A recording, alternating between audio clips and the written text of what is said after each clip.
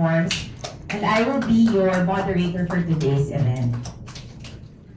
Illicit tobacco trade is detrimental to public health, as it makes cigarettes and other tobacco products cheaper and more accessible to the public.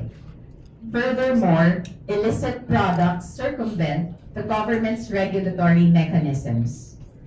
Without compliance with the regulatory standards, these products pose a danger to the health of the consuming public.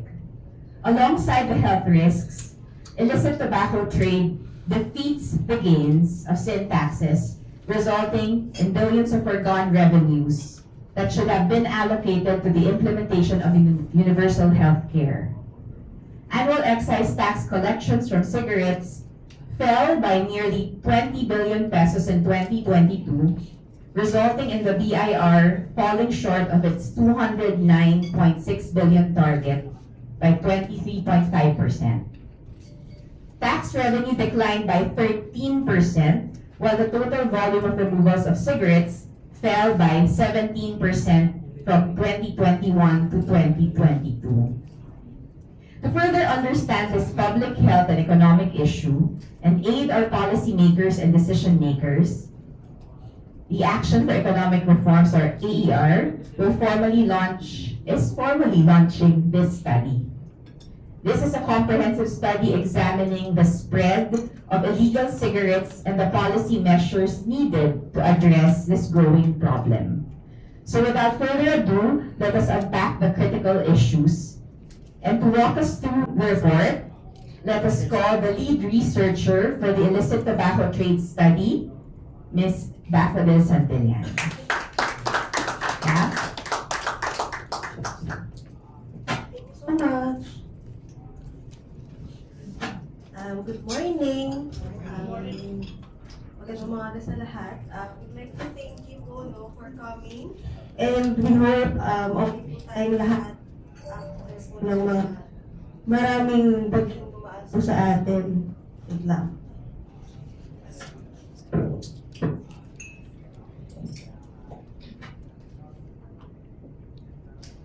Hello. Ayun. Okay, sa nasabi pong introduction ni Ms. Joanne, maraming pong salamat. Bago po namin i-present po sa inyo yung results ng ating study, gusto po namin ipakita yung motivation. Bakit po nagawa namin ang study po na ito. Okay, kung hintayin lamang po natin yung slides. Kung makikita po natin, kung marirecall po natin, nagkaroon po tayo ng landmark legislation noong 2012. Ito po ang tinatawag natin Sin Tax Reform Act. At dahil po sa batas na ito, nagkaroon po tayo ng mas mataas na excise tax sa mga tobacco products like cigarettes.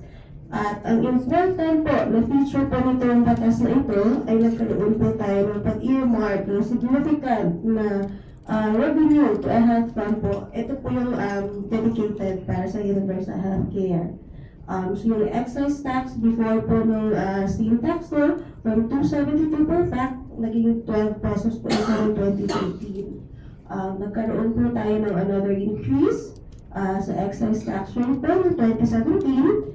So yung 30 pesos per pack, nag-increase po ito to 35 pesos ng 2019. Dahil po sa batas na ito. Another increase po ay nangyari noong naipasa yung RA 11346. So from 45 pesos noong 2020, naging 60 pesos po ito noong 2023. And dahil po sa 5% annual indexation starting 2024, naging 63 pesos po per pack yung ating excise tax po para sa sigarilyo. Okay. Ang mga reforms na ito talaga naman nakatulong sa pag-generate ng revenue para po sa ating implementation ng UHC. And then napababa naman po talaga nito yung smoking prevalence or yung mga bilang ng mga taong edad 20 pataas na naninigarilyo sa Pilipinas. Pasuloy po ng next slide. Yun. So yung DOH budget po, nakikita po natin from 42.2 billion noong 2012, naging 209.1 billion po ito noong 2023 para po sa DOH. Yung adult naman po na naninigarilyo 20 years old pataas from 30.1% noong 2008, naging 18.5% na lang po ito noong 2021. Okay. However, may mga recent challenges po tayong kinakaharap in terms of these numbers or in these indicators. Okay. Number one, starting 2023, nag-umpisa po yung pag-akyat ng smoking prevalence po. For the first time, after ng sin tax law, naging 23.2%. So, ito po yung study na ginawa ng National Nutrition Survey ng DOST and SNRI. And among tobacco users, sabi ng study na ito, umakyat ito from 86.4% to 88.6% from 2021 to 2023. Yung gumagamit po ng mga e-cigarettes, from 1.4% naging 9.9% po ito ng 2023. Another challenge po, yun na nga pong sinabi ni Joanne kanina, nagkaroon po tayo ng below target excise tax collection. So itong data na to, galing po ito sa annual reports ng BIR from 2021 to 2024. Yung blue bars, yun po yung actual na tax collection nila po that year. Yung green naman po, yun yung target, yung goal. So makikita pa natin na starting 2022 to 2024, yung actual po natin ay mas mababa kaysa sa target collection. Okay. Next po, please. Ang sabi ng BIR, na-estimate nila na around 52 billion pesos po yung worth ng revenues na nawawala sa atin per year dahil daw po sa illicit tobacco trade. At ang request niya po na nakikita natin from tobacco industry, i-lower po natin yung cigarette taxes. Yun yung claim nila na yung high taxation, yung mataas na excise tax, ay nagkakos ng decline sa paggamit ng legal na sigarilyo. And dahil daw doon, nag-i-increase yung pagkonsumo ng mga illicit cigarettes or mga illicit tobacco products. However, yung mga evidence po na nakikita natin so far ay mga commissioned studies po nila or those involving the tobacco industry po sa pag-test ng authenticity ng stamp. So, medyo nakikita po natin na kung ito po yung meron nating study, may potential conflict of interest po. Okay, so having said that, tinignan po namin na kung may basihan po ba yung claim na ating mga tobacco industry or yung request nila na i-lower yung ating tobacco tax rate. So, objective po ng study na ito para ma-identify yung types and features of illicit tobacco trade and then para ma-determine natin, ma-estimate natin yung extent of illicit tobacco products in the Philippines based on key areas. Okay, so ito po yung study areas natin. Meron tayong 8 cities. Tatlo from Metro Manila, ito yung Navotas, Pasay, and Quezon City. Southern Luzon, kumuha tayo ng Batangas. Northern Luzon, Dagupan. Sa Visayas naman, yung Mega Cebu, ito yung Cebu City. Plus yung mga kalapit na cities nila, like Lapu-Lapu, Magdao, ganyan. And then for Mindanao, kumuha tayo ng General Santos and Zamboanga. So itong mga cities na ito, napili natin primarily because may presence po ng commercial ports or major transport networks. So, ito po yung nagpo-function as entry points and distribution hubs para po sa mga kalapit na provinces. Also, may high population density, meaning malaki po ang consumer market dito sa mga cities po na ito. So, 8 lang po napili natin for budget constraints na rin po yung consideration. Okay? So, yung detail po, why ito yung mga napili natin, makikita po natin sa report. Next po.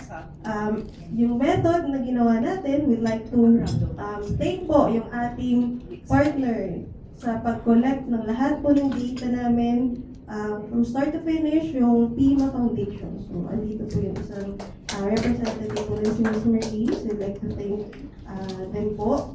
At randomized audit po yung ginawa natin sa 1,000 sari-sari stores. And para po makakollect tayo ng evidence, talaga, physical evidence. Nagkaroon tayo ng 30% na random subsample ng sari-sari stores para mag-conduct ng 14-day sales inventory, and then kinolekta natin yung empty packs na nabenta nila for 14 days. Why sari-sari stores?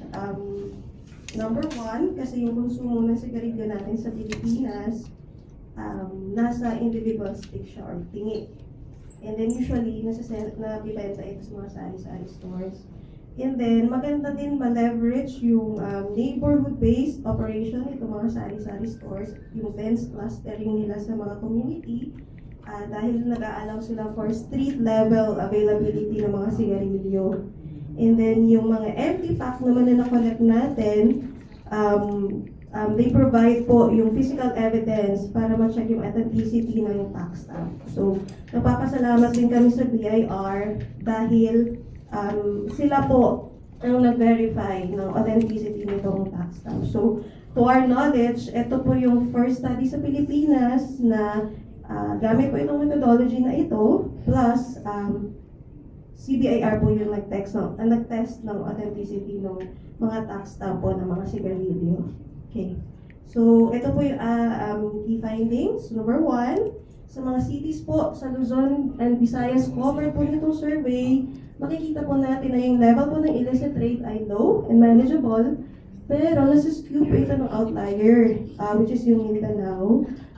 Based on results po na nakita natin sa General Santos and Zamboanga. Okay? So, dito po sa table na ito, makikita po natin yung estimated prevalence po ng illicit cigarette sales by city and by indicator, or yung observed na illicit tobacco trade practice. Yung pricing po yung below some of excise and value-added tax. Kung yung angulo po yung titignan natin, kung yung angulo naman po ng tax stamp violations, or yung angulo naman po ng smuggling of unregistered brands, makikita po natin na in 6 out of 8 study areas, yun po yung Navotas City, Pasay, Quezon City, Batangas, Dagupan, and Mega Cebu, yung illicit trade po ay nasa manageable levels lamang po. So makikita po natin na matataas talaga siya for General Santos and Zamboanga. Okay, next. So yung sharp or yung extreme unevenness ng mga illicit trade levels between yung mga cities nga po sa Luzon and Visayas, on the one hand, and yung Mindanao naman po, on the other hand, they provide evidence po na yung claim na ang tobacco taxes ang nag-explain sa rise ng illicit trade ay hindi po tugma. Okay? Kasi po, despite the uniform application ng ating unitary tax rate throughout the country, may malaking variation po sa degree or level ng illicit trade between yung mga cities nga po.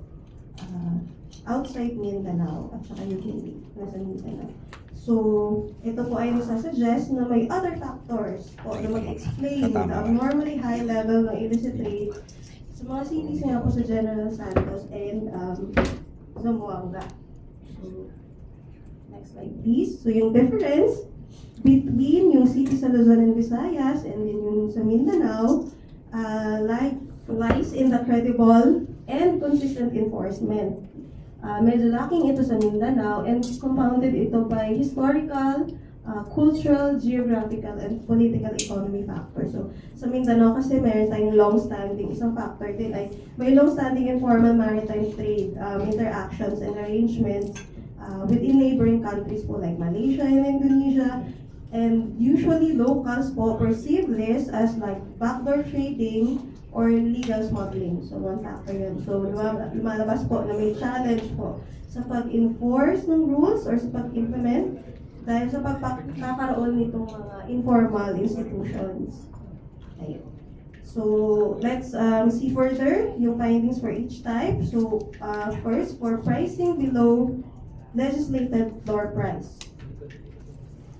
Okay. So according to BIR, yung floor price, ito yung legislated minimum retail price for cigarettes. So may mga resolution silang in-release from time to time. And itong floor price na ito, nag-a-apply ito sa lahat ng transactions, whether wholesale or retail yung pagbenta ng sigarilyo.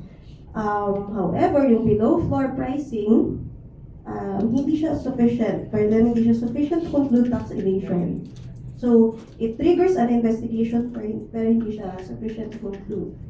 Pero yung sale ng cigarettes price below the combined excise and value-added taxes, ito yung nakakonstitute ng outright tax evasion. So, ito yung ginamit nating measure for illicit trade. So, ito yung table na ito.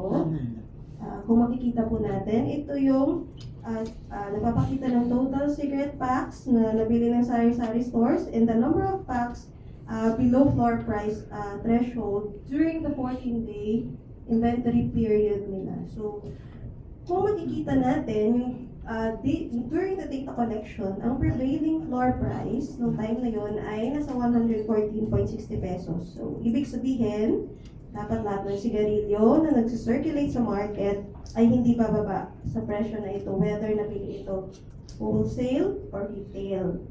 And makikita po natin na mataas ang below floor price violation sa cities talaga ng Zamboanga and Jensan. Pero noticeable din po yung mga levels po sa ibang cities. So tinignan namin further to see what could possibly explain itong phenomenon na ito ng below floor pricing. So during the survey, observe kami na ang mga registered brands, parang part of their marketing strategy, meron silang ina-apply ng promotional discounting, like 20% off, etc. So yung mga presyo ng sigarilyo, nabibenta just below the floor price. So possible na yung case na ito ay below floor pricing na tied to competitive discounting practices ng mga industry. So yung strategy na ito nire-refer din minsan as back support. Hindi siya always an attempt to evade taxes, but part of an aggressive marketing practice nila, minsan to attract customers or like ma-maintain yung market share nila, or minsan para ma-clear yung mga excess or mga near expiry nila na inventory. So yung table na ito, makikita natin na halos lahat ng violations sa floor price sa mga cities outside Mindanao fall under this category. So yung mga presyo nito, meaning yung mga presyo ng sigarilyo, they fall just below the floor tax or yung within 20% less than the floor price.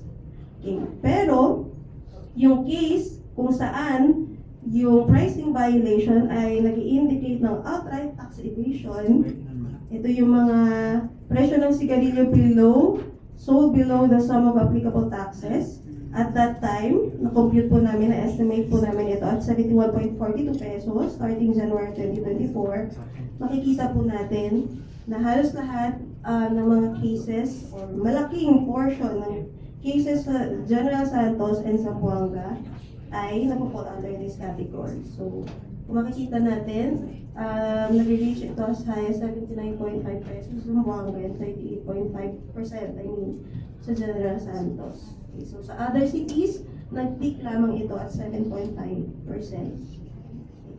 So, next, kung titignan naman natin yung angle ng tax ng violation. So, according to BIR, all imported and locally produced cigarettes should bear internal revenue stamps. So, ito yung mga resolution supporting that.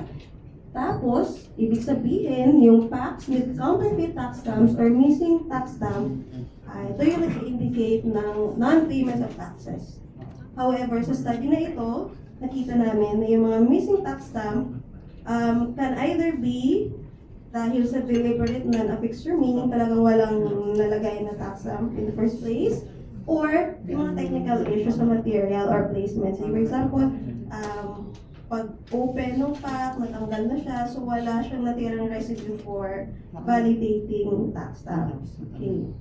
So, ito yung table na ito in terms of fake naman na validation naman ito ng APO or BIR.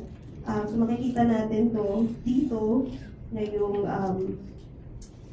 8.4% lamang po yung pinakamataas na level nung mga tested cigarette packs na nakita with fake tax stamp. So nakita po ito sa Quezon City.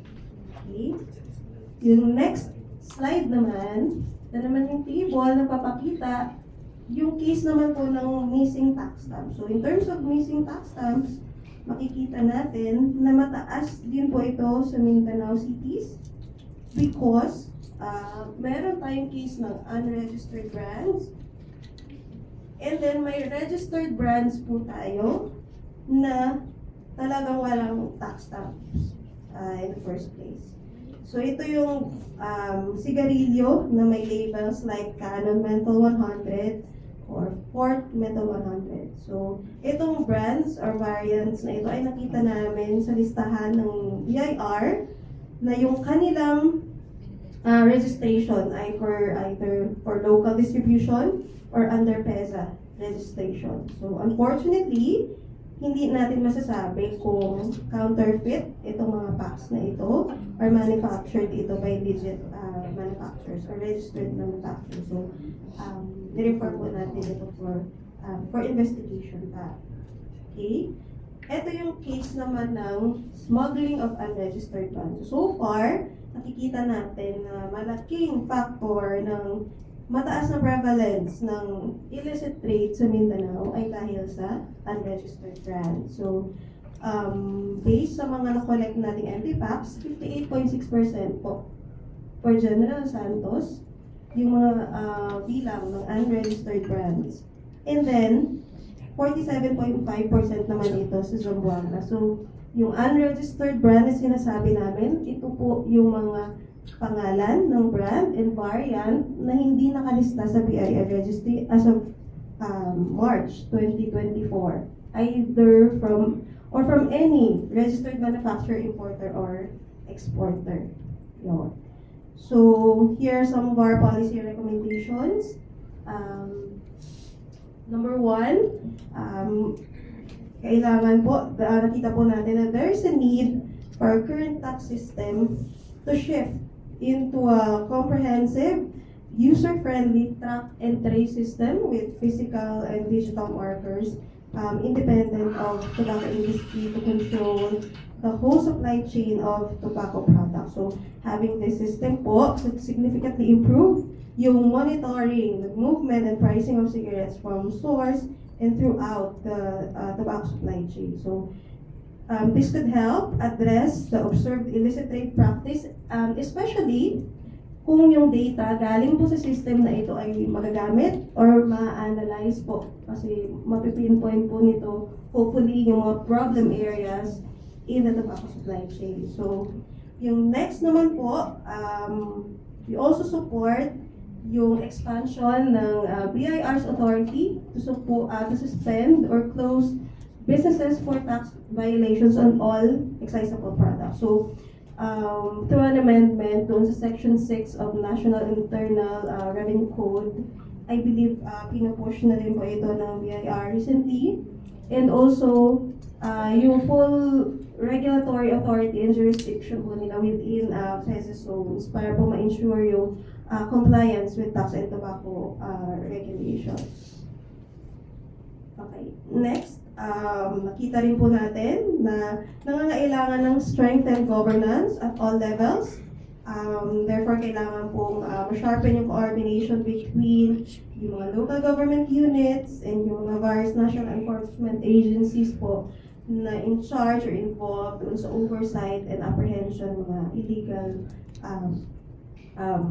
tobacco na ito. And then also dahil nakita rin po natin yung noticeable levels po sa lahat ng cities ng below floor price violations, we recommend din po yung pag-review, possible revise on why and how the legal floor price for cigarettes is set and kung paano ba ito na-implement.